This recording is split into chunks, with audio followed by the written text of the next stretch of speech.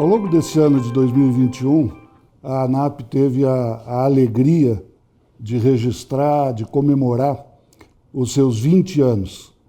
E o dia de hoje é um dia especialíssimo nessa comemoração que visa, acima de tudo, preservar a memória e preservar o compromisso com os valores que geraram a ANAP. E por que é especialíssimo? Porque nós estamos reunindo aqui os 5 presidentes da história da ANAP. Médicos extraordinariamente bem-sucedidos, respeitados, tão respeitados que conseguiram o reconhecimento mais importante que sempre existe, que é o reconhecimento dos próprios pares dos hospitais membros da ANAP. Então, a ideia aqui é que a gente tenha uma conversa que funciona como uma homenagem, porque é um registro de que a história da ANAP foi liderada em diversos momentos por cada um de vocês, mas que, além da homenagem, funcione como uma conversa sobre, afinal, o que aconteceu nesses 20 anos, onde estamos e, tanto quanto seja possível, assuntar para onde provavelmente a gente esteja indo, ainda que essa matéria seja menos matéria de certeza. Eu queria, em nome da equipe executiva da ANAP, agradecer, e vou aqui respeitar, a ordem das eleições, né?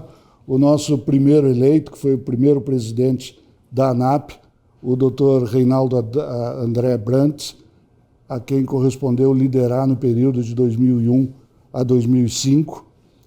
O Dr. José Antônio Lima, segundo presidente, 2005-2008. O nosso Henrique Salvador, a quem cabe o agradecimento adicional, porque veio de Belo Horizonte quando sabia que ia ter a chance de encontrar os 4, né? E que foi presidente de 2008 a 2011. O nosso Francisco Balestrin Andrade, né? Que 4º presidente, 2011 a 2018, e o nosso atual presidente, o Dr. Eduardo Amaro. A ideia é de uma conversa extremamente informal, e eu vou me atrever a perguntar, assim, apenas para a gente começar, qual é, doutor Brandt, quando o senhor olha aí para essa história de 20 anos, qual é a sua primeira reação quando pensa em ANAP, quando relembra a sua história na ANAP? O que a ANAP diz para o cidadão Brandt, para o ser humano Brandt? Qual é o vínculo, né, depois de 20 anos, entre Brandt e ANAP? Na verdade, eu não tinha pensado no assunto, não me leve a mal, mas eu fiquei surpreso e espantado ao descobrir que eu sou história. E isso agora me deixou preocupado, porque o vínculo que eu tenho com a ANAP é um vínculo muito mais emocional do que histórico propriamente dito. É um vínculo de um período de boas lembranças, um período inicial que era de um grupo de dirigentes hospitalares que acreditavam que podiam fazer uma diferença e que, diante de uma situação ou de um desafio comum, achavam que, corretamente, se trabalhassem juntos, poderiam fazer alguma coisa significativa. Porém, foi um começo que eu vou chamar de simples, modesto, e o que eu acho que valeria apenas como comparação é que naquela época, começando de uma maneira muito cuidadosa, muito baseada nas amizades que surgiram entre esses dirigentes convocados que fomos para aquele primeiro encontro em Brasília, de fazer alguma coisa significativa, porém sem pompa e sem circunstância. E eu acho que o que diferencia aquele período com hoje é que era tudo muito simples, porém era honesto, era verdadeiro, era um ideal. E o que nós temos hoje, esse ideal em grande parte concretizado, com novos desafios, desafios muito maiores que na época eram possíveis de serem suspeitados, dentro de uma organização grande, complexa, estruturada, profissional e, sem dúvida nenhuma, preparada para esses novos desafios. O senhor sabe, né, que as boas histórias elas não terminam nunca, né?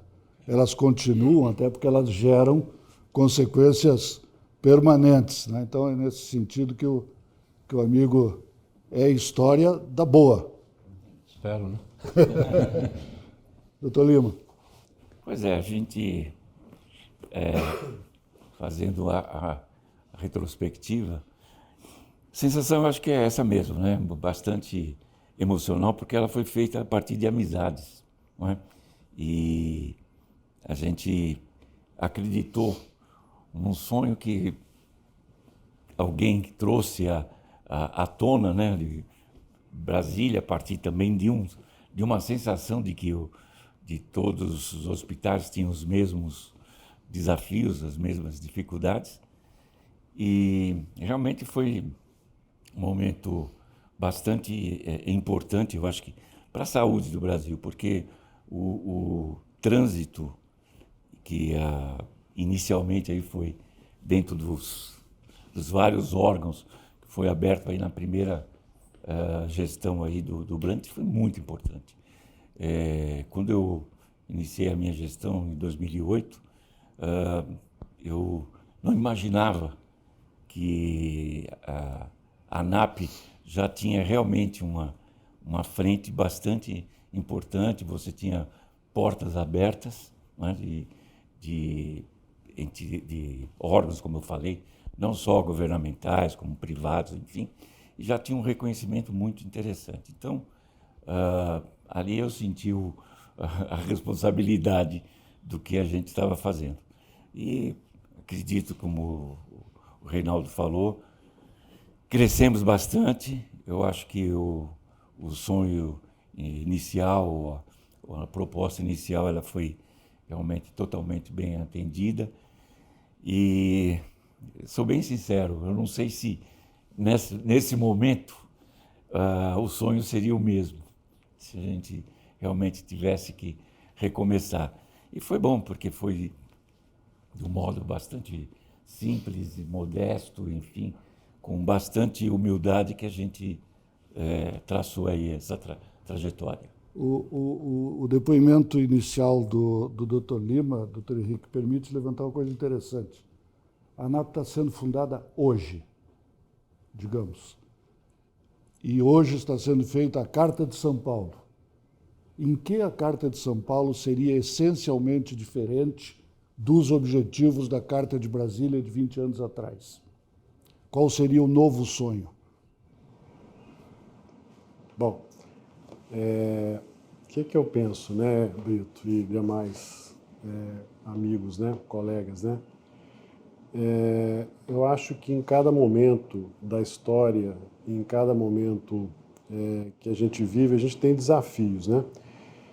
E é curioso porque enquanto eu ouvi o Reinaldo falar e o Lima também, vai passando um filme, né, na cabeça da gente, voltando e relembrando os momentos que nós vivemos lá em Brasília e depois os primeiros anos de fundação da ANAP, né? E eu acho que, na verdade, os valores essenciais que propiciaram, né, e que nortearam a fundação da ANAP, eu acho que eles permanecem, sabe? Eu acho que talvez com outra roupagem, talvez com outro enfoque, porque os desafios eles mudam, mas acho que a essência daquilo que foi a motivação da criação da ANAP, ela permanece muito viva, né? Eu acho que sempre que a gente tem uma dúvida em relação àquilo que a gente faz, é muito importante a gente voltar naquilo que mais genuinamente significa a essência daquela situação, né? Eu acho que eu muitas vezes me pergunto o seguinte: para que existe um sistema de saúde, né? É para oferecer para o ser humano, é para oferecer para as pessoas a melhor oportunidade de gestão em saúde que possa existir. E eu acho que a ANAP, ela conseguiu naquele momento, e vem conseguindo ao longo do tempo, cumprir esse papel, né?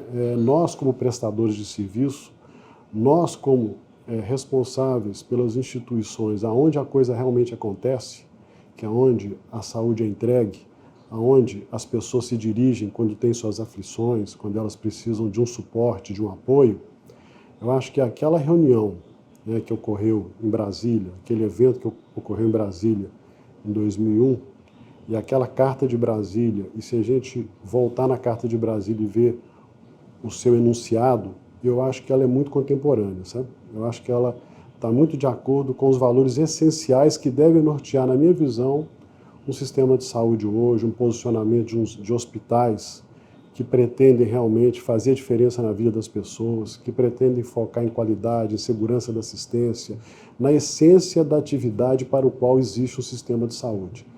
Então, eu acredito, sabe, Brito, que, sendo muito franco, assim, se fosse mudar, seria alguma coisa na roupagem, mas na essência, no corpo, na alma, dos valores que nortearam a fundação da ANAP, eu acho que está muito bem posto.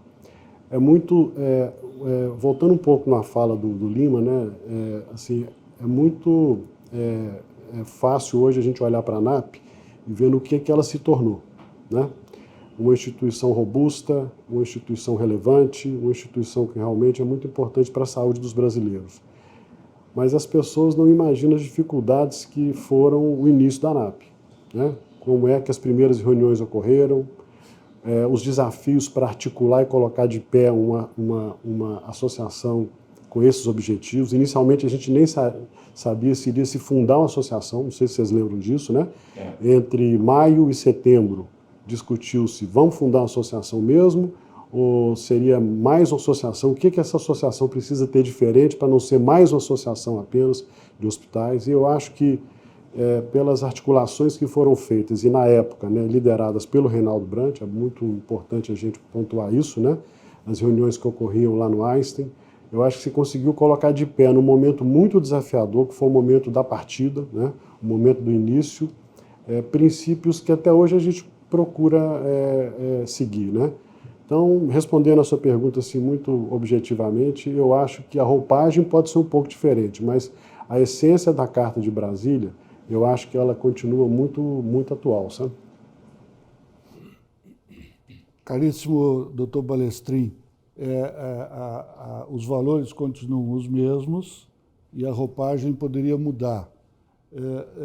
Os problemas hoje são maiores, são menores ou são iguais? A vida está ficando mais fácil ou está ficando mais difícil para os hospitais e as entidades de hospitais?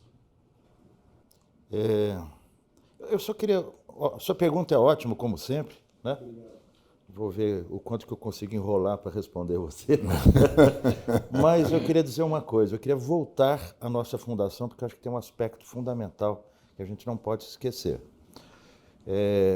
Os grupos se reúnem, de um modo geral, quando existe, claro, uma visão semelhante, uma percepção similar em relação a algo, né? Existe empatia entre aqueles que estão se unindo, mas normalmente isso acontece quando existe um risco. E naquele instante nós estamos correndo um risco, e a gente não pode esquecer, né? Naquele instante, ou seja, em 98, tinha sido feita a Lei da Regulamentação dos Planos de Saúde, a 9656. Em 2000, a Agência Nacional de Saúde Suplementar tinha sido criada e isso motivou o nosso encontro.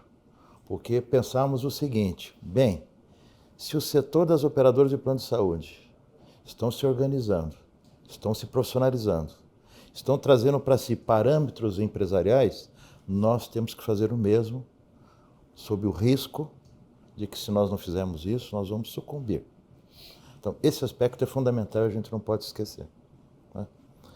E hoje a gente vê o quanto que aquela percepção nossa estava correta, à medida que hoje nós temos várias instituições dentro da ANAP, redes hospitalares, que de alguma forma, né, elas confrontam, né, do ponto de vista empresarial, com este novo modelo que você me perguntou e eu vou te responder.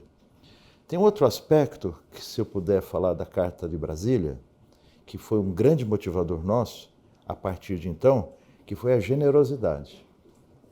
Todas as nossas instituições foram generosas umas com as outras, à medida que nós passamos a compartilhar conhecimento, passamos a compartilhar relacionamento. Eu acho que esse foi um aspecto fundamental nós passamos a ter um networking que nós não tínhamos. Nós não conhecíamos o diretor do Einstein, nós não conhecíamos o diretor do hospital do Nordeste ou do Sul, não importa, né? Mas nós passamos a nos conhecer. E esta rede tem uma riqueza espetacular. É verdade que hoje essa rede também é utilizada para aquisições, mas é assim mesmo que isso acontece, né? Ela virou uma rede também de relacionamento comercial. Então, eu acho que esse aspecto é um aspecto que eu queria Mais um, posso pontuar. interromper? Claro, A informação. claro. Trocamos informações, coisas que não tínhamos. né, passamos a fazer isso. Então, assim, a gente tem Que foi você, o indicadores. SINA, né?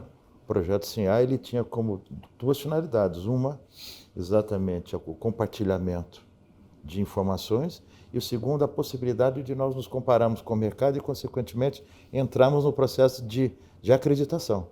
Porque ninguém consegue entrar num processo de acreditação se não tiver um parâmetro de comparação, um benchmarking.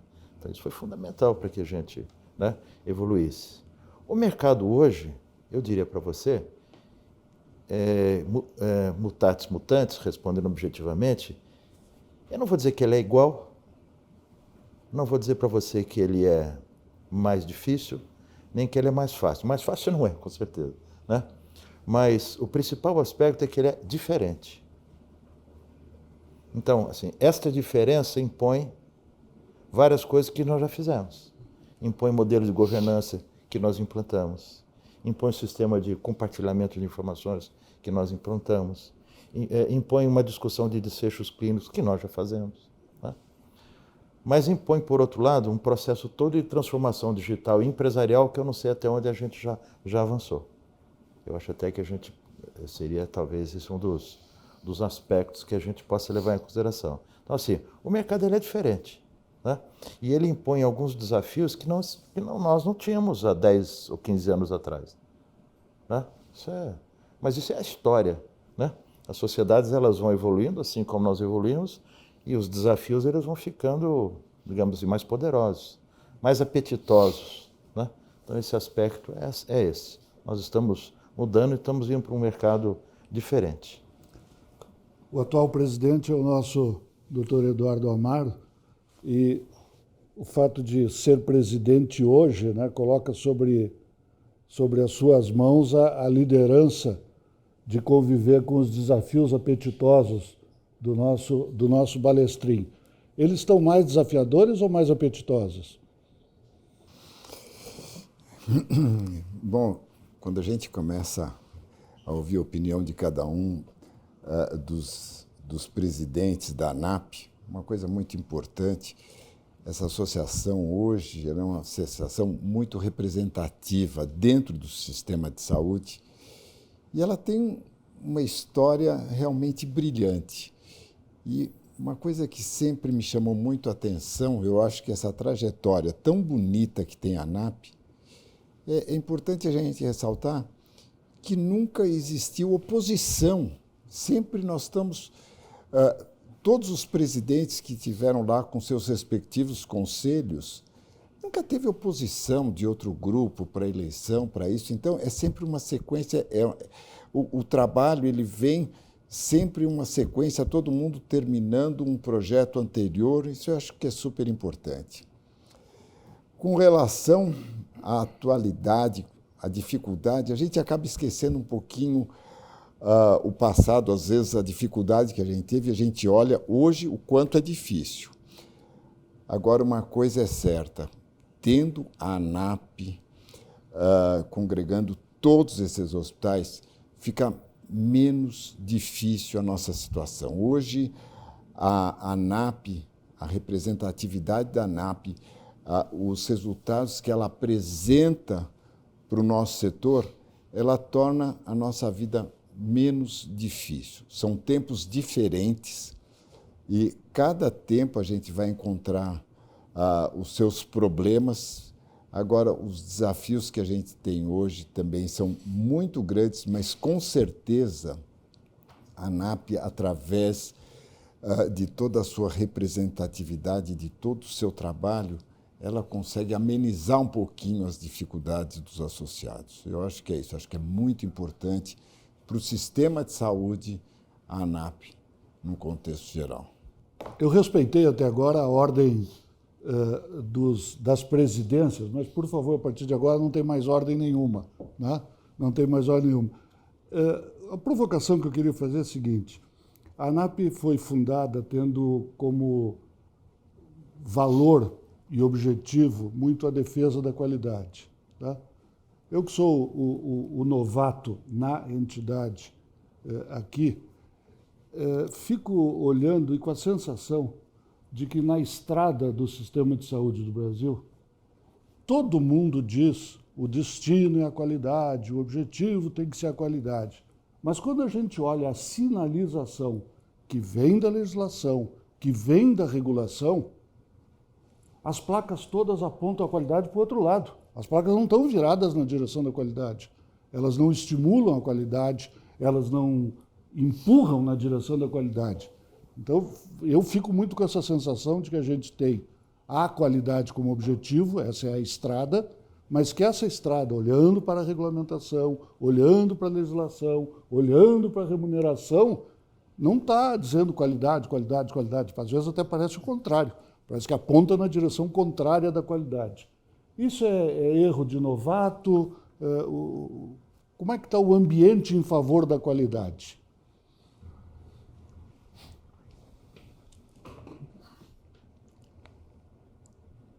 Posso tomar um pouquinho de tempo? Deve.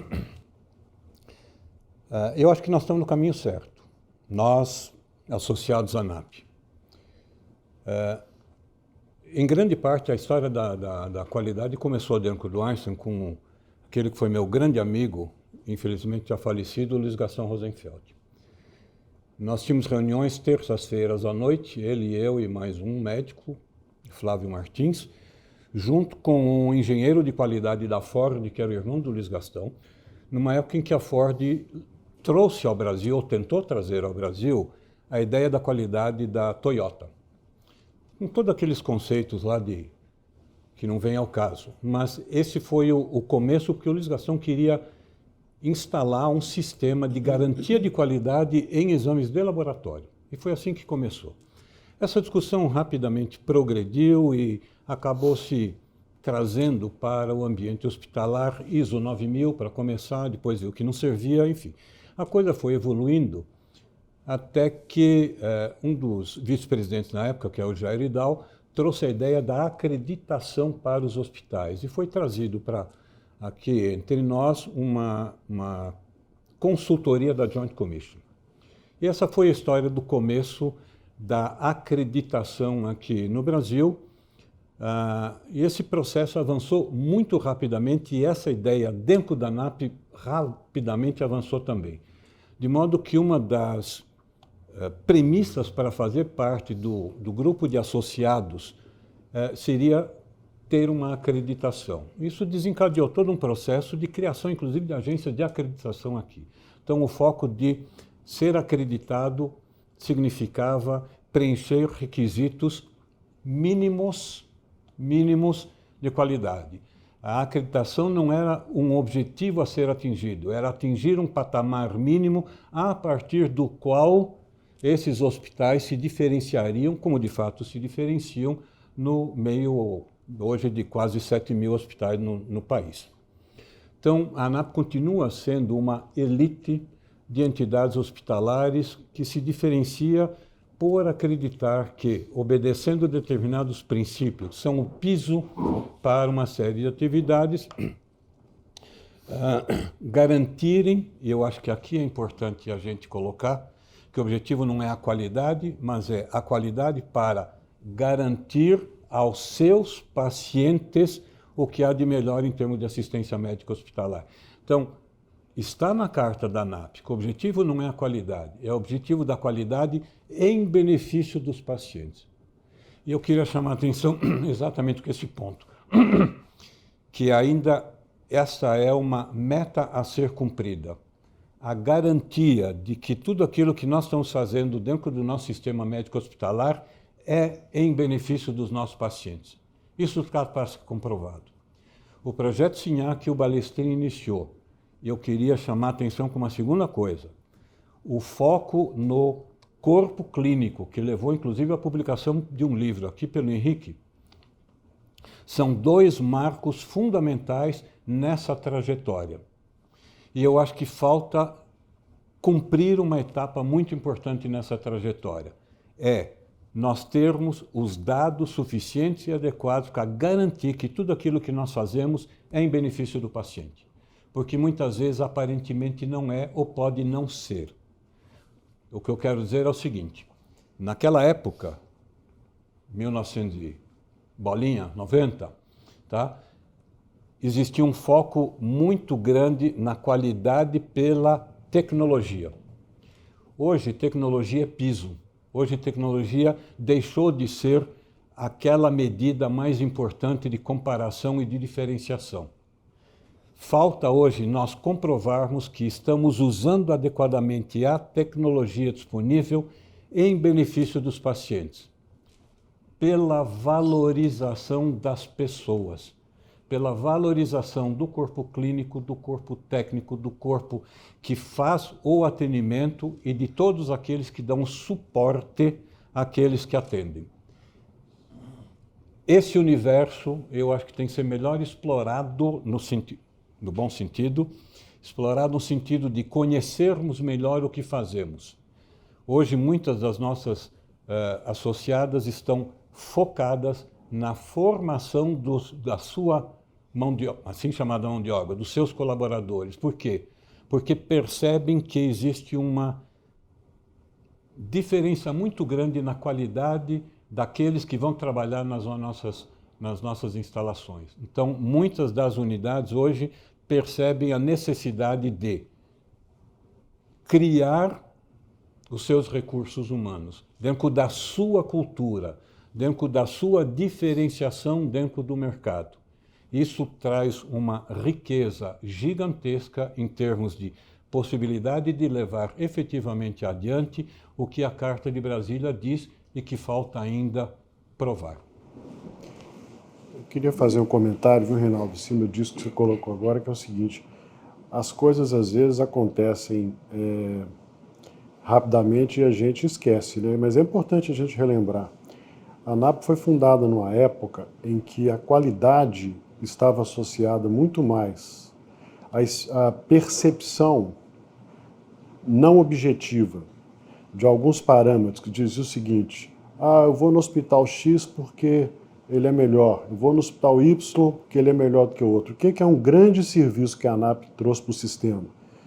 Através, seja do SINA, seja do melhores práticas assistenciais, que tinha indicadores também muito claros, né, em alguns protocolos que a gente definiu, né, e que a gente também começou a passar para o mercado resultados objetivos, medidos, mensurados, com números, né, que a gente podia acompanhar. Nós começamos a fundamentar processos de certificação hospitalar e demonstrar o seguinte: olha, o hospital XYZ, ele opera com qualidade porque, de acordo com os melhores parâmetros que existem na literatura, ou de acordo com indicadores que o próprio hospital acompanha, e que através de ciclos de melhoria ele está demonstrando claramente que ele é melhor do que ele era há 6 meses, há 1 ano atrás, isso medido objetivamente, ele é sim um hospital que opera de acordo com padrões de qualidade para que o paciente possa ser atendido da melhor maneira possível. Então, a ANAP também mudou esse conceito, né?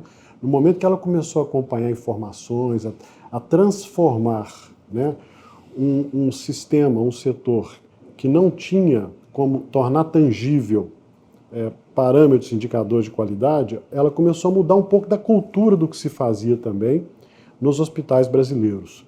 Então, eu acho que essa foi, sem dúvida, uma grande transformação que ocorreu a partir da ANAP. E aí, sabe, Brito, eu acho o seguinte: eu acho que as instituições que são duradouras, as instituições que elas se mantêm, são sustentáveis ao longo do tempo, são aquelas que são consistentes, né?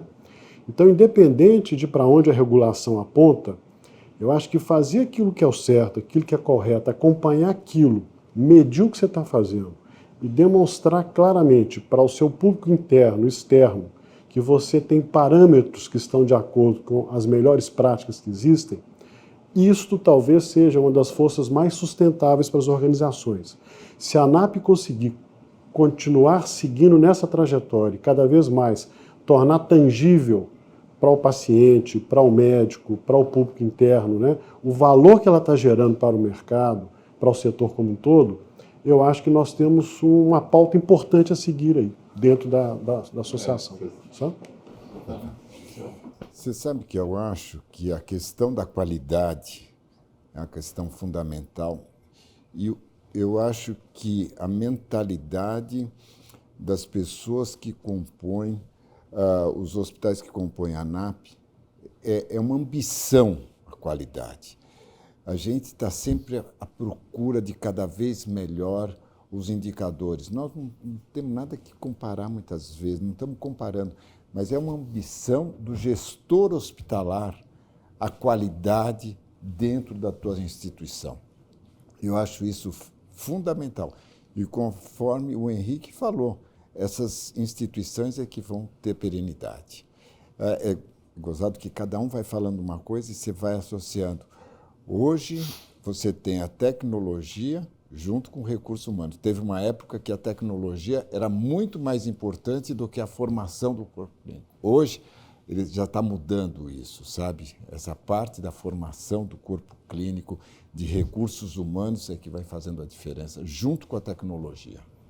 Eu acho que era isso que eu queria reforçar. O Brant colocou muito bem, e a tecnologia é um commodity, né? Atualmente é um commodity. E eu acho que a grande diferenciação da ANAP, daqui em diante, é exatamente isso, são as pessoas. Focar realmente numa qualificação realmente diferente. Eu acho que é espelho do mundo, tá certo? Em que se procura basicamente resultados, muita tecnologia, e o ser humano tem ficado para trás. Eu acho que a saúde, dentro da sua proposta, até a sua finalidade, ela está muito perto disso. Então, a sensibilidade maior está realmente na área de saúde. Então, quando a gente fala corpo clínico, não são médicos só, e principalmente, né, o grupo técnico que a gente precisa formar aqui. Eu me lembro até na ocasião que eu estava no Samaritano, e a gente fez um trabalho exatamente nisso, porque o Einstein, o Sírio, os grandes hospitais estavam sempre à frente em tecnologia. E nós tínhamos realmente aquilo que a gente poderia competir na ocasião. Mas nós focamos muito naquela ocasião no tipo de tratamento. Então a gente brincava no high-tech versus high-touch, né? Para mostrar que também a humanização era um negócio importante. Eu acho que a ANAP pode sair à frente exatamente dentro dessa proposta, mais uma vez na frente, dentro dessa proposta. Essas observações riquíssimas de vocês, né? Mas eu queria Por favor. Tá? Se o senhor me deixar, apesar de toda Eu ia lhe dirigir sua uma percepção. pergunta. Eu ia lhe dirigir Especial, uma mas assim, pergunta. especial. Se defendendo, né? É porque, assim, eu acho que o que a gente tinha que falar sobre qualidade na ANAP, todos os nossos colegas já falaram, né? Então, todos os movimentos históricos que nós fizemos, toda a trajetória que nós fizemos aponta nisso. Assim, modelo de governança, gestão clínica, governança integrativa, né? Integrando a governança clínica com a governança corporativa. Todos esses movimentos, observatório, então todos esses movimentos, eles levam a isso.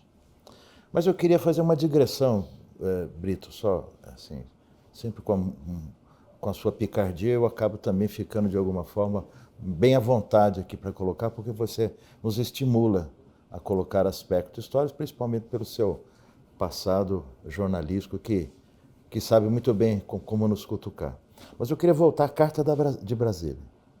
Porque na Carta de Brasília tinha um aspecto fundamental, que nós íamos levar isso para os brasileiros. Melhorar o acesso, né? Não é? Isso, é verdade. E até agora a gente falou, nós trouxemos isso para a ANAP e os hospitais da ANAP.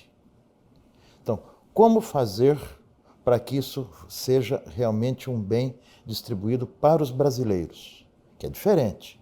É claro que com o efeito exemplo que nós temos, quantas e quantas instituições no Brasil não se modificaram porque viram que os hospitais da ANAP trabalham desta forma, tem um modelo de organização de corpo clínico desta forma, SUS, né, eu acho. trabalho desfechos, né? Nós participamos de vários projetos conjuntos, né? De uma forma muito dadivosa, colocando os nossos conhecimentos, mas como levar isso para os brasileiros, né?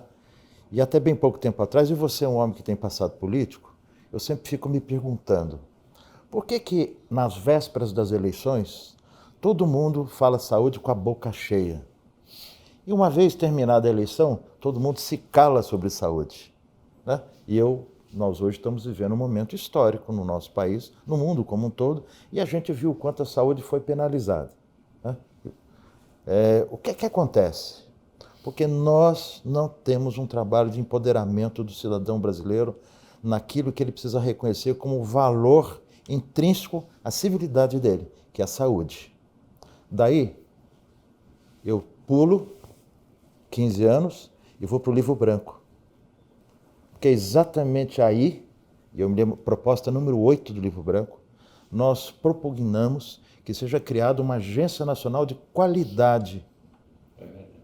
Porque se nós não fizermos isso do ponto de vista nacional, o Estado não se mobilizar, as organizações não se mobilizarem, qualidade ela vai continuar desta forma. Nichos, setores, áreas. O mercado privado vai se movimentar porque isso é um valor comercial. E os 75%, né, de brasileiros que não têm acesso ao mercado privado? Como é que a qualidade vai trazer o acesso a eles? Então, esse é um trabalho nosso. Essa é uma função nossa e o Livro Branco ele tangenciou este assunto. Veja, nesse momento, né, se faz esforços junto ao Ministério da Saúde, junto à empresa dos hospitais universitários e junto às Santas Casas, para que eles aceitem a oferta da ANAP e passem a utilizar o sistema de indicadores no benefício exatamente de olhar de uma forma mais qualificada, poder comparar, poder medir. Esse esforço, e essa é uma experiência que eu, nos meus 7 meses de ANAP, já pude recolher, esse esforço ele fica curioso, doutor Brant, porque, obviamente, há pessoas maravilhosas e bem intencionadas em todos os setores de saúde, mas ele não é exatamente algo, por isso eu fiz aquela imagem da sinalização, que esteja sinalizado para o gestor público, para o gestor, o político encarregado da Secretaria de Saúde. E a minha interpretação, juntando um pouco a minha experiência do outro lado, é que um projeto desse tipo, ele exige uma relação tranquila com o tempo. Ele não pode ser feito por alguém que vai começar a estabelecer indicadores e que vai querer ter resultados em favor do paciente daqui a 6 meses ou daqui a 1 ano. Tem que estabelecer uma cultura de relação amistosa com o tempo. E essa cultura desapareceu no setor público. Por quê? São 18 ministros, 13 ministros em 18 anos, porque o secretário de Saúde dos municípios, cuidem esse dado, na legislatura anterior, dos 5.500 municípios, ao final do primeiro ano, 2.200 já tinham ido embora. Então, não há projeto nenhum de continuidade. Eu estou acrescentando, Balestrin, esse aspecto.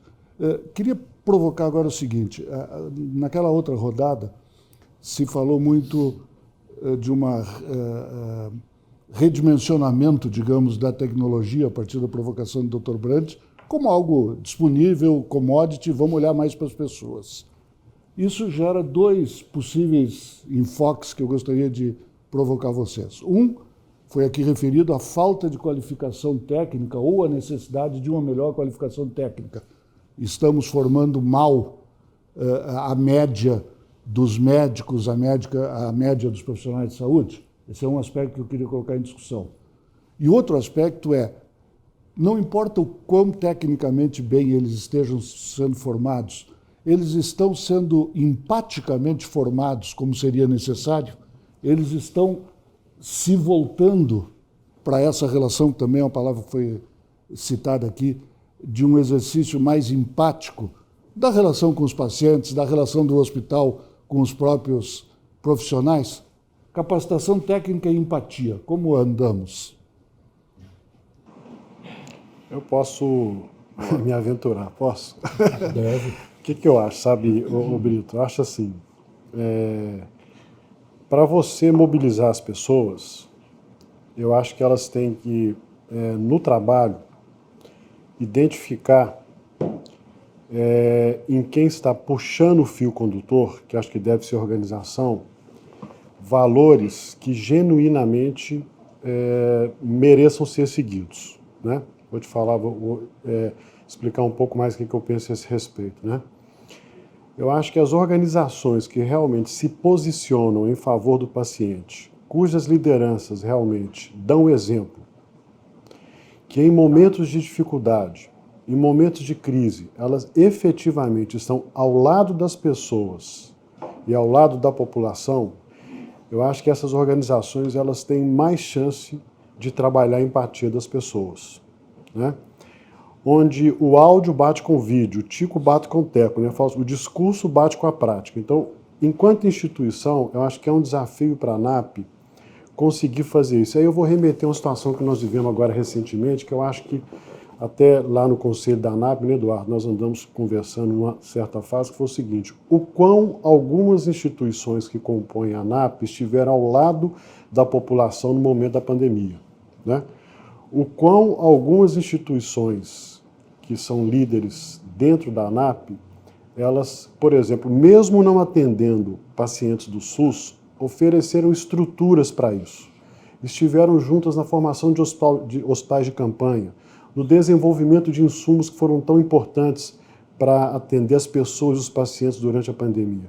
E as pessoas não são bobas, elas vão lendo aquele posicionamento, entendendo o seguinte: olha, essa instituição hospitalar, essa associação de hospitais, ela realmente está ao lado da população quando a população necessita, precisa. Então, acho que um grande desafio da ANAP para os próximos anos vai ser esse posicionamento, resgatando um pouco o que o Balestrin falou, que está realmente lá atrás na Carta de Brasília. O quão a ANAP vai contribuir efetivamente para ampliar esse acesso qualificado para mais pessoas. Esse é um desafio efetivo das próximas gestões da ANAP realmente, sabe? Eu acho que passa um pouco por aí. De novo, oi? Não, eu acho bastante interessante isso, o Henrique, mas eu queria chamar a atenção que eu acho que algumas ações eu acho que a ANAP ainda tem como um dever de casa, que é difícil, mas é você levar isso para o público, não só o público voltado à ANAP, como a população em geral. Se você perguntar para qualquer pessoa que não esteja dentro do contexto da saúde, que te pergunta que hospital eu vou, em tal lugar, principalmente quando sai fora de São Paulo, me perguntam muito, que hospital eu procuro em tal estado, não sei o quê. Falei, vai procurar algum hospital que seja acreditado. O que é acreditação? O que significa isso? A primeira pergunta que fazem, né? Então, eu acho que para que a gente consiga realmente até sensibilizar um pouco mais, até no sentido de ampliar, que foi, como eu falei, uma das propostas na Carta de Brasília, essa população para serviço de qualidade, a gente precisa explicar, porque são as pessoas que vão exigir, é a população que vai exigir a qualificação até do serviço público. As estrelas de hotel, o sistema de classificação de hotel por estrelas, é mais popular, entendido e conhecido no Brasil do que uma classificação ou uma forma de mensuração de, afinal, da porta para dentro daquele hospital, o que há de... Porque tem a Embratur, Claro, uma agência nacional que leva isso. Claro. Nós não temos uma agência nacional que E fala você sobre vê que é um qualidade. negócio interessante, eu vim de táxi, você fala, eu falei que vinha para cá, para o hotel, eu falo, é aquele que é o único 6 estrelas em São Paulo. Quer dizer, ele sabe, você vê que é interessante. A gente cuidou mais do lugar onde dorme do que lugar onde Se trata. se trata. Mas eu acho que é um dos desafios nossos da ANAP, nós temos discutido isso já há um bom tempo. O Balestrini lembra bem o nosso desafio de mostrar para a população a qualidade dos hospitais. Agora, eu acho que nós temos uma pedra aí na frente, que é a questão da formação dos profissionais hoje. Quando você mencionou isso, eu acho que é um problema hoje do Ministério da Educação, essa liberação toda, essa permissividade toda com relação a faculdades de medicina, muitas vezes não tendo uma estrutura importante para o aprendizado. Hoje, o número de vagas para você fazer residência é menor do que o número de formandos. Isso é um problema que todas as nossas instituições vão passar, porque o médico chega para ser credenciado, ele tem o CRM, mas muitas vezes ele não é a qualificação que a gente pretende, que é um problema que a gente vai ter. E o ano que vem vence o período de waiver, onde é proibido abrir faculdade de medicina no nosso país. 5 anos. O ano que vem vence. Imagina, eu ouço até um monte de hospital da ANAP diz que vai fazer faculdade de medicina.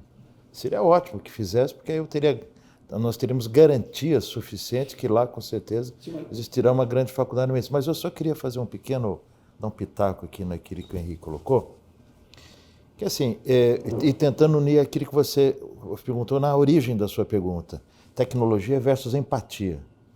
Eu não vejo muita relação entre uma coisa e outra.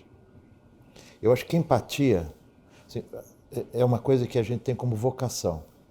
E muitas vezes é uma vocação familiar, é uma vocação racial, é uma vocação do estilo, né? E tecnologia, como disse o Lima, hoje é algo que você compra. As pessoas, normalmente, e eu já tenho ouvido isso, normalmente elas são contratadas pelos seus conhecimentos técnicos e são demitidas pelas suas inconsistências pessoais de relacionamento. Então, é assim, né? Eu sempre, acho que você já viu, no fundo, é educação. Numa sociedade tão polarizada como a nossa hoje, como é que você vai desenvolver ou discutir a empatia? Né? Porque no fundo, o que você está trazendo é conflito. E num ambiente de conflito fica difícil você discutir empatia. A questão da formação, né?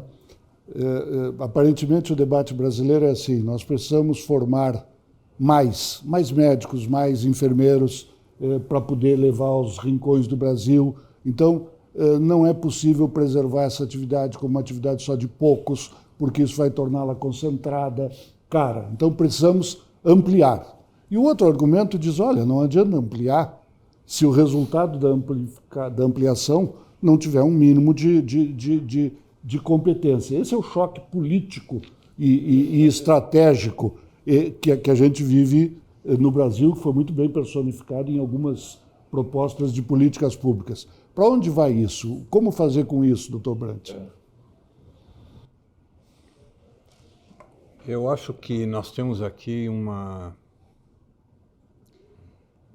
um ambiente bipolar,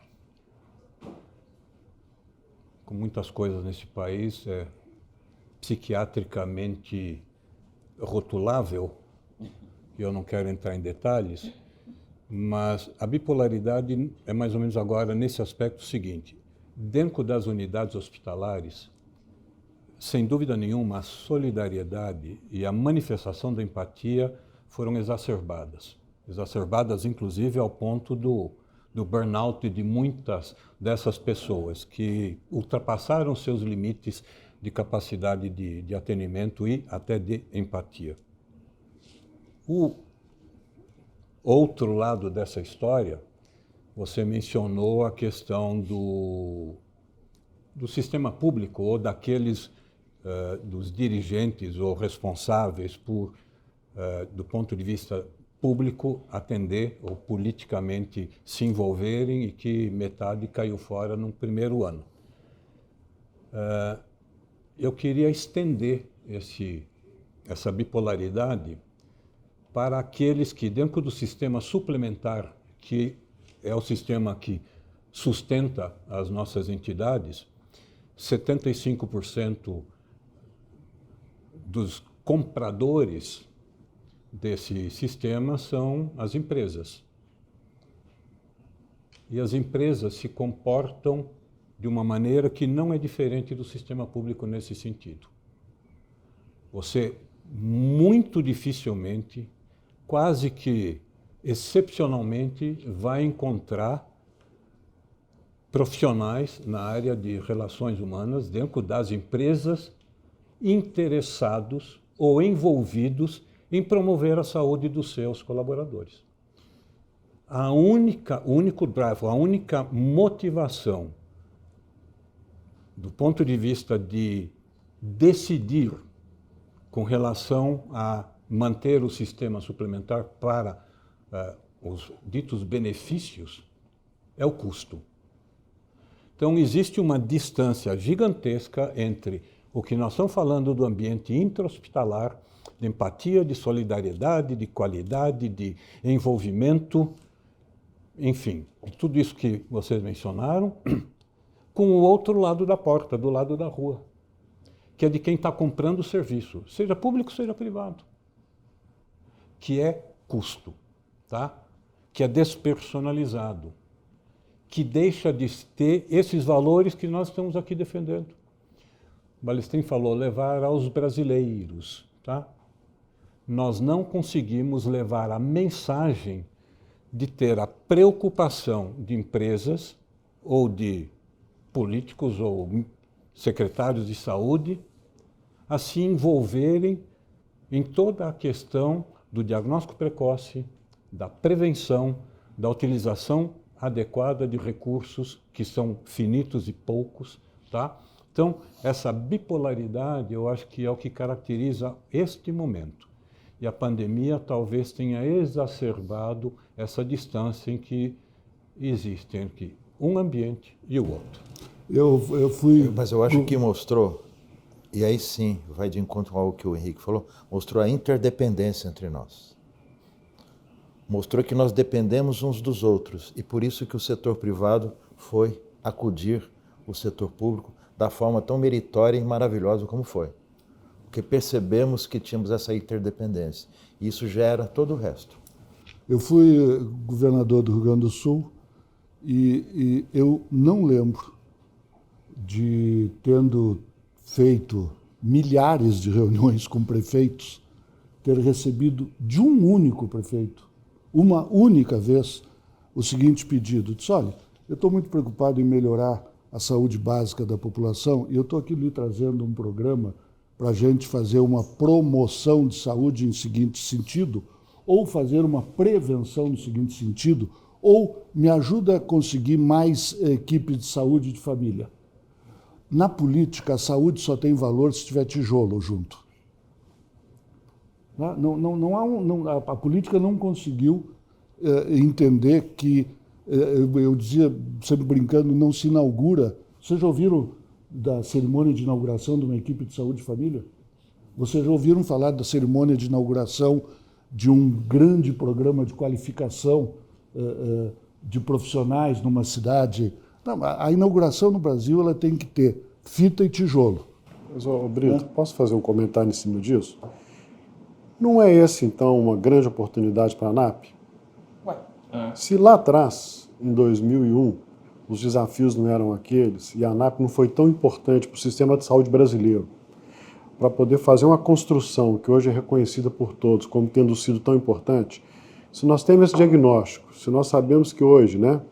Vocês lembram disso, gente? Hospital bom era hospital que descia helicóptero, era hospital que tinha filme de tomógrafo, granitos espetaculares, né? Quer dizer, essa fase passou, a fase hoje é outra, né? A fase hoje é realmente de mostrar o que faz a diferença para a saúde e para a vida das pessoas. Uma associação como a ANAP, ela tem toda a condição, né, de demonstrar claramente para os brasileiros o quão importante é investir em saúde no médio e longo prazo, e não apenas em ações de curto prazo. Eu acho que esse é um desafio, uma oportunidade para a ANAP nos próximos anos. Mas antes a gente tem que tentar empoderar o cidadão e explicar para ele o que é saúde. Porque nós próprios temos uma visão inadequada de saúde. A nossa visão de saúde é verticalizada. Não tem nada a ver com essas coisas todas que a gente está ouvindo por aí hoje. Porque nós sempre pensamos na atenção à saúde. E você, quando fala dos seus políticos gaúchos, que acontece nos políticos paulistas, que acontece nos baianos, etc., é porque eles também não conhecem saúde. Saúde é um conceito horizontalizado, o famoso 2Ps, 2Rs, promoção, prevenção, recuperação e reabilitação. Nós não passamos isso para as pessoas, então elas não sabem o que é isso. Não? Por exemplo, estrada bem feita, bem asfaltada, rua sem buraco, é promoção de saúde. Iluminação pública na periferia, à noite, para as pessoas se defenderem, é saúde. Saneamento é saúde, política farmacêutica é saúde, política alimentar é saúde, educação é saúde. E nós estamos longe. Mas, viu, Brito, mas em cima do que eu acho que todos estão falando, desde a fala inicial aí do Brant, eu acho que o buraco está lá embaixo, exatamente, porque a educação não começa lá embaixo. Então a gente vai ver aqui, a gente está olhando aqui em cima, já um produto errado lá de baixo, ruim. Infelizmente um dos melhores colégios privados aqui de São Paulo dava aquela aula lá para as crianças de 7, 8 anos com a pirâmide da alimentação, as cores. Eu me lembro dos meus filhos aprendendo a pintar as cores e tal. E aí um dia, numa reunião de pais, eu perguntei se não seria mais interessante, além do maravilhoso exercício de pintar, mudar o cardápio da lanchonete. Né? Eu quase fui expulso da sala. Mas isso é promoção de saúde, né? E mas olha, passa batido. Brito, mas você vê como as coisas são. De novo, em cima do que você colocou, Balestrin, virou moda, entre aspas, né? Claro que se você pegar a proposta, é isso que a gente sempre pensou, sempre estudou, vivemos da faculdade assim, mas a realidade no mercado era outra. A linha de atendimento, né? A linha de conduta, não é isso? Que agora, né? Como chama, de terapêutica integrada, enfim, vários nomes, né? Mas é isso. O que estão aproveitando as operadoras? Estão fazendo com que você tenha que ter dentro do teu serviço, entre aspas, alguma coisa que não precisaria ser hospitalar, tá certo? Mas para você entrar dentro de um contexto, você tem que lembrar da prevenção, cuidando de população que seria natural, mas sem ter ainda uma proposta de custo, de preço, de valor. Não é? Então, tudo isso entra como um modismo, mas para quem, entre aspas, né, contrata, é sempre uma forma de fuga para não remunerar melhor. Então, eu acho que tem realmente algumas bandeiras aí que a ANAP vai ter que defender e que são muito atuais. Isso aqui que a gente está conversando, né? Que, de novo, tem que ter uma proposta muito firme para isso. Lema falar uma coisa, sabe? Todo mundo fala em qualidade, todo mundo fala em desfecho, todo mundo quer isso. Mas a hora que você vai conversar com as operadoras, eles querem qualidade, mas eles não comparam, hospitais com qualidades diferentes na hora de remunerar. Todo mundo na mesma vala. Então, aí, a qualidade, eles querem qualidade, mas querem comparar com hospitais de outro padrão. Há um dirigente de um hospital nosso associado, Marcelino Champagnat, que fez uma frase que, para mim, virou mantra dentro da ANAP esses dias. Ele disse, olha, no fundo é o seguinte, toda conversa começa falando em valor e termina em preço. Se referindo. É isso aí. Se referindo. Então, quando é que a conversa sobre valor vai ser sobre o valor? É óbvio que não pode desconsiderar. São Brito, sabe alguma outra coisa que eu acho que aconteceu nesses 20 anos também? As nossas organizações, elas se tornaram muito mais eficientes. A questão da qualidade, ela permeia, sim, a nossa conversa desde sempre. Mas eu acho que esse movimento que aconteceu nos últimos 20 anos e que foi também capitaneado pela ANAP, aí a tecnologia é um veículo importante, eu acho, porque a tecnologia hoje para o hospital, para a nossa indústria, não é mais só equipamento médico, né? Tecnologia hoje é principalmente um meio para você trabalhar a eficiência também da sua organização, inclusive focado em qualidade. Então eu acho que esse foi um grande ganho que a ANAP trouxe para o sistema também, sabe? Foi trabalhar a eficiência. Então essa discussão entre cliente, fornecedor, entre operador e hospital, eu acho que abandonar a qualidade é impensável, né? Porque isso tem a ver com aquilo que a gente se propõe a fazer, aquilo que a gente faz. Mas, por outro lado, a ANAP demonstrou para o sistema também que é possível você trabalhar com qualidade, sim, e ser mais eficiente. Eu acho que esse foi um grande ganho também que a ANAP trouxe. Né? E a gente precisava explorar no bom sentido. A gente precisava de, como você muito bem falou, né, Lima, fazer com que as pessoas percebam isso, comunicar isso. Né? Que nós trabalhamos, sim, começa com valor e termina em preço. Isso é a vida. Né? Agora, nós somos mais eficientes e trabalhamos com indicadores de qualidade que nos conferem as certificações, acreditações, etc. Na verdade, a relação é direta, porque se a gente admitir que valor é igual a numerador, prem e prom, e o denominador é custo, a relação é essa, e ponto final. Então, a frase está certa, mas ela comeu o numerador.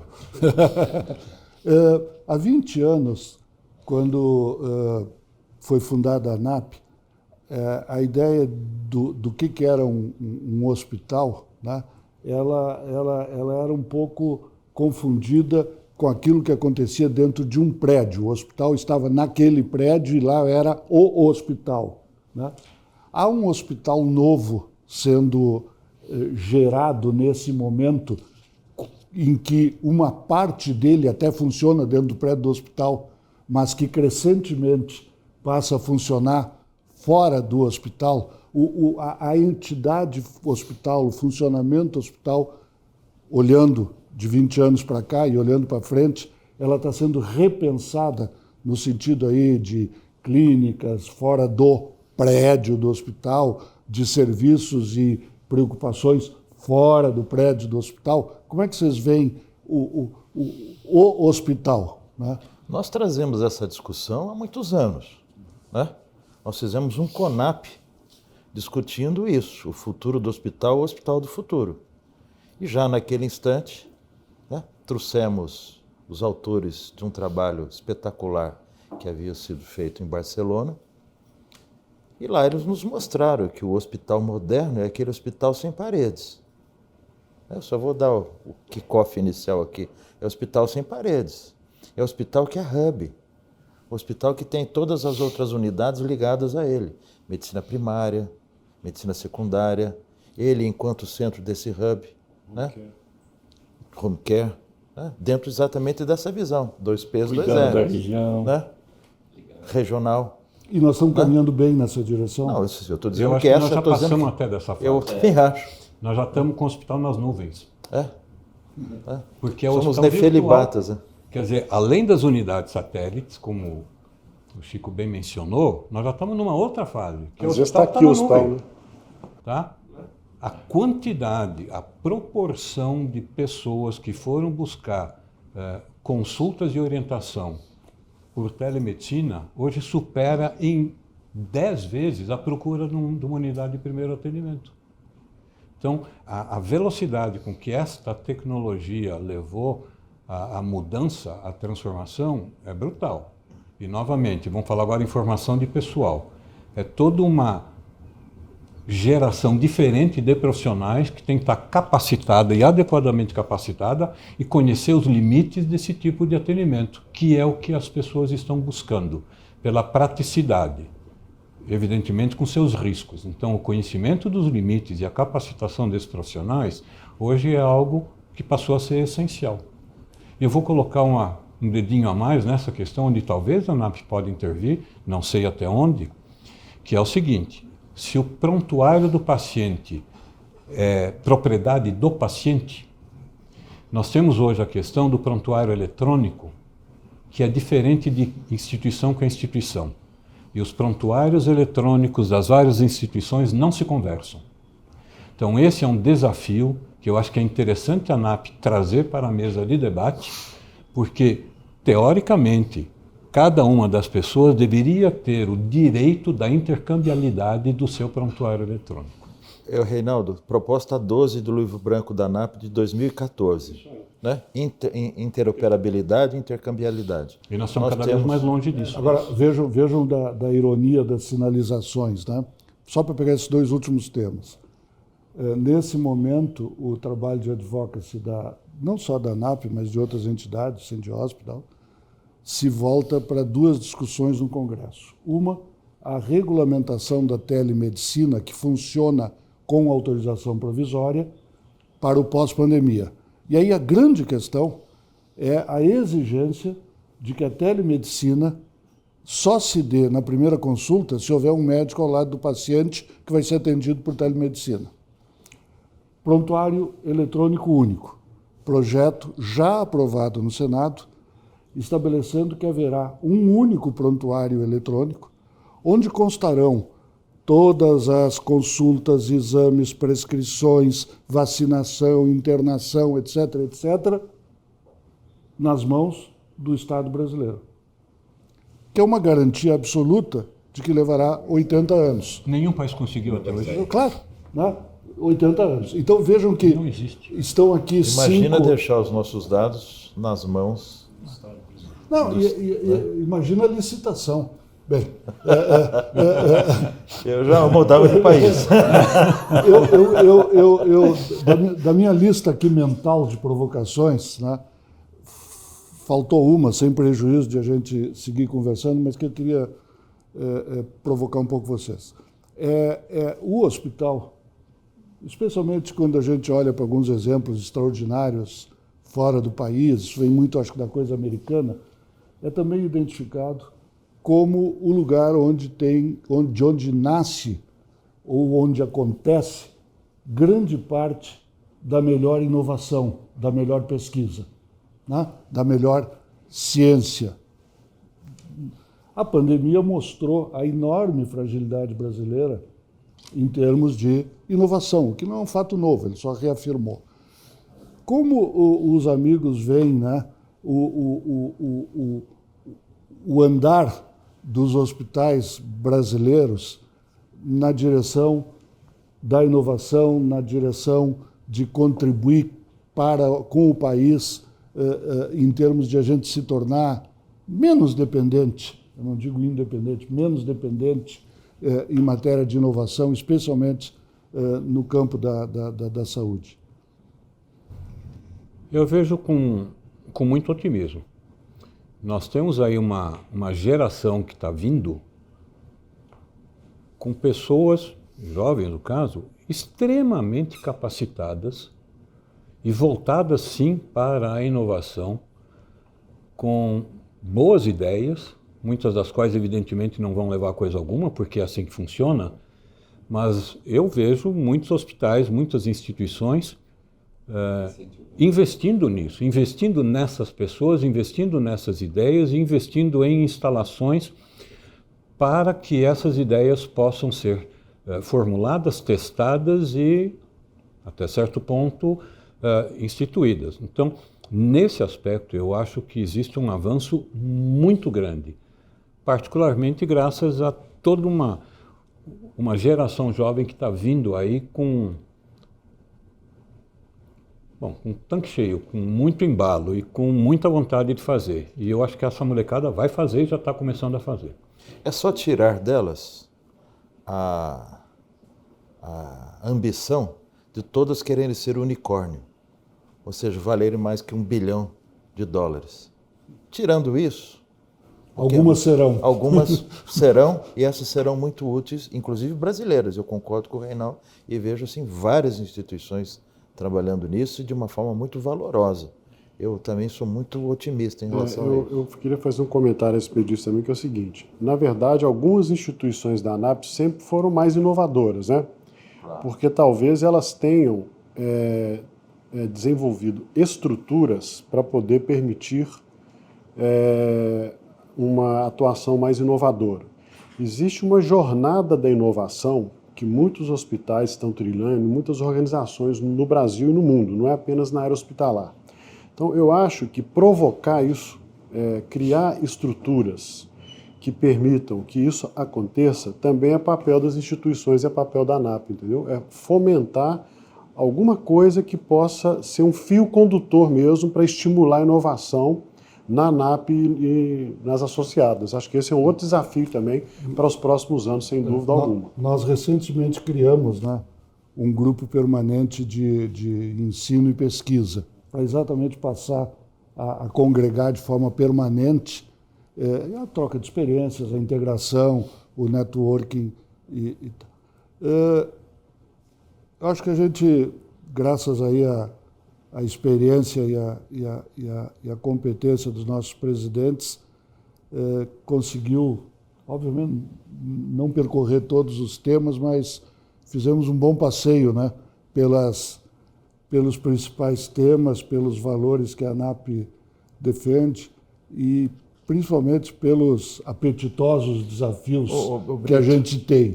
Tem um tema que eu acho que nós também deveríamos conversar, que eu acho que é um tema da modernidade, é um tema atual, que se chama diversidade. Eu acho que nós deveríamos colocar esse tema dentro das nossas discussões. A diversidade é fundamental hoje para que as nossas instituições cresçam. Visões distintas, diferentes, com uma percepção clara daquilo que precisa ser feito, daquilo que precisa ser discutido, a percepção de que nós não temos que receber ou acolher a diferença, mas sim o diferente.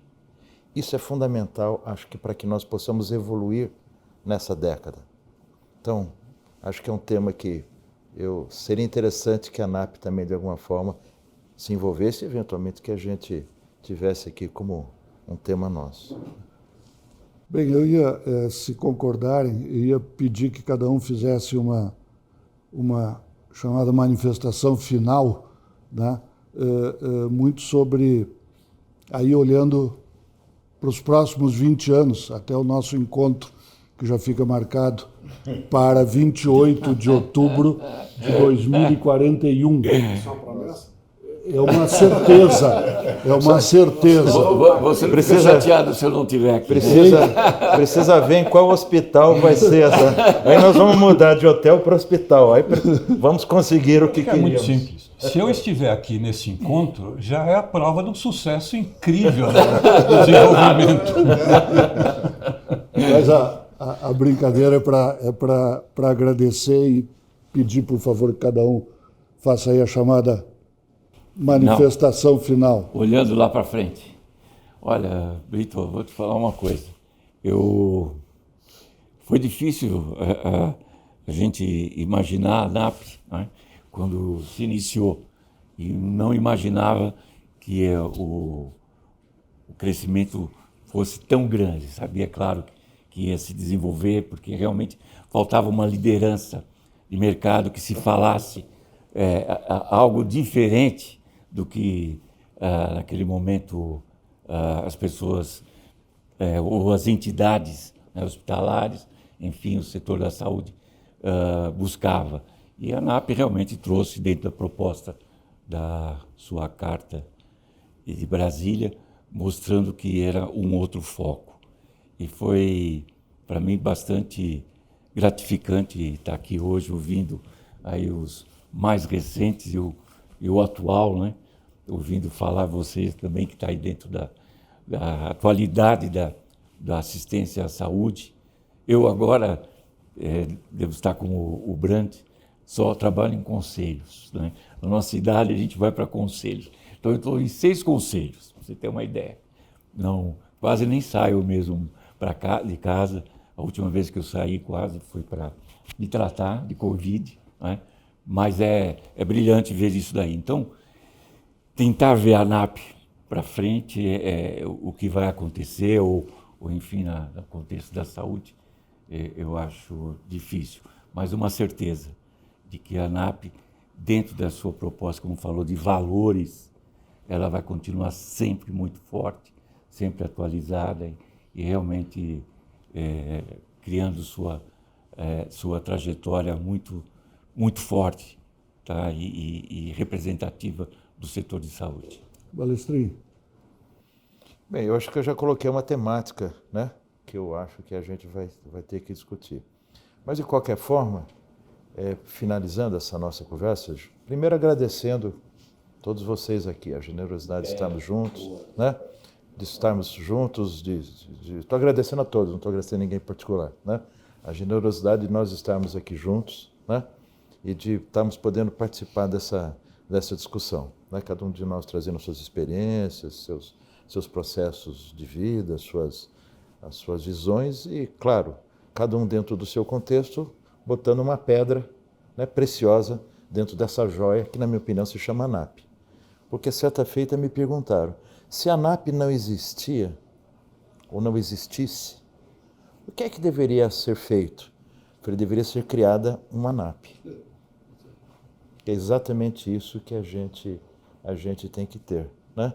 A ANAP, ela veio para ficar e ela vai, com certeza, ter assim, uma vida longa, porque hoje ela mostrou a sua necessidade, a sua influência, estamos todos aqui, é exatamente essa linha condutora dessa história. Muito bem. Doutor Henrique.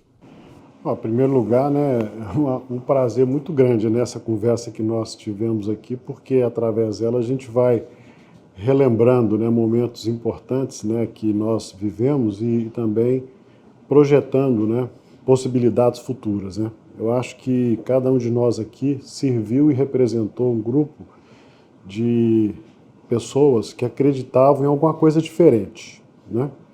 E acho que a ANAP ela tem essa posição diferente. Pegando um pouco o gancho aqui no que o Balestrinho acabou de falar, é sempre bom a gente fazer o seguinte questionamento. Se a ANAP não existisse, ela faria diferença, né, para o setor de saúde hoje? Eu acho que faria muita diferença. Então a ANAP realmente ela conseguiu ser criada e se posicionar de tal maneira a gerar valor, falando em valor, né, para o sistema de saúde brasileiro. Eu não sei quais são os desafios que vão vir para o futuro, mas eu não tenho a menor dúvida de que se a ANAP não se distanciar do seu DNA, daquilo que foi fundamental na sua fundação, eu acho que ela vai continuar sendo muito relevante, vai continuar sendo muito importante para os brasileiros, continuar sendo muito importante para as pessoas que, em última instância, precisam, né, dos hospitais, precisam de cuidar de sua saúde, o hospital talvez num outro conceito, como foi aqui muito bem colocado, né?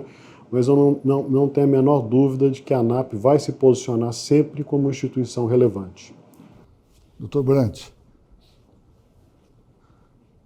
eu já lhe desafiei a falar da história do passado, agora o senhor completa com a história do futuro. Não, eu não sei qual vai ser o futuro, mas eu vou me valer da presença aqui do Amaro, que acho que vai me entender muito bem. Os fundadores da ANAP criaram alguma coisa como um recém-nascido. Um recém-nascido onde os pais colocam uma série de esperanças, sabendo que esse recém-nascido tinha que ser criado para preencher determinadas lacunas que existiam. Então, tinha todo um projeto do que viria a ser esse recém-nascido e colocaram isso numa carta de intenção. Sem querer confundir a ideia de diversidade, o fato é que a primeira diretoria, assim como as demais primeiras diretorias, tiveram a diversidade de estarem com vice-presidentes de cada um dos estados mais representativos em termos de assistência hospitalar. Uma diversidade enorme de opiniões, de situações, de problemas. E conseguiram trazer tudo isso para a mesa de debates. A função de cada um dos presidentes era simplesmente coordenar isso daí e colocar ordem nesse universo bastante multifacetário. E a coisa aconteceu. e está aí. O que eu poderia dizer é que, particularmente, eu me sinto extremamente satisfeito e honrado de ter participado desse nascimento, desse parto, sem poder imaginar aonde ele chegaria, porque o fato é que a ANAP chegou a um ponto que superou de muito as expectativas iniciais, por mais feliz que sejam os termos que estão colocados naquela carta, que se mostram, usando as palavras do Henrique, contemporâneos. Os novos desafios que estão aí para serem enfrentados dentro daqueles mesmos princípios. E eu estou particularmente convencido que a ANAP, em todos esses anos, teve a capacidade de contar com pessoas competentes, envolvidas, sinceras e com a disposição de enfrentar essas questões. A sua complexidade hoje é maior? Provavelmente sim, mas a competência também é muito maior. Eu não tenho nenhuma preocupação com relação ao futuro da ANAP, eu só não sei que ele vai ser. Doutor Eduardo Amaro. Em primeiro lugar, né, cumprimentar toda a equipe da ANAP pela promoção disso, um encontro extremamente agradável. Você sabe que eu vejo assim, em primeiro lugar, eu gostaria de mudar um pouquinho a proposta, para fazer uma coisa mais realística. Em vez de 20 anos, vamos fazer daqui a 10 anos, ou daqui a 5 anos, que com certeza espero que nós estejamos aqui ainda. Mas eu acho assim, o DNA da ANAP, eu tenho a impressão que não vai mudar, porque tem mentes muito brilhantes, sabe, para conduzir. O conselho da ANAP, na minha opinião, é um conselho muito qualificado, que vai dar o direcionamento, sabe, correto. Existe uma diversidade muito grande de opiniões que também fazem crescer muito a ANAP, sabe.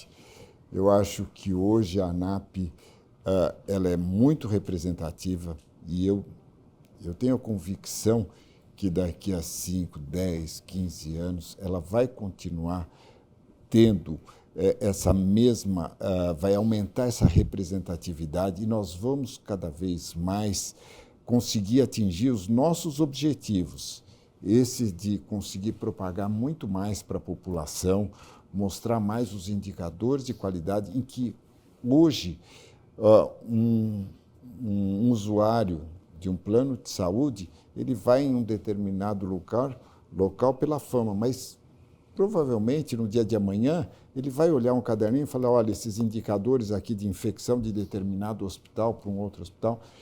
Eu acho assim que o futuro da ANAP, ele com certeza ele vai continuar muito concreto e vejo muito boas possibilidades.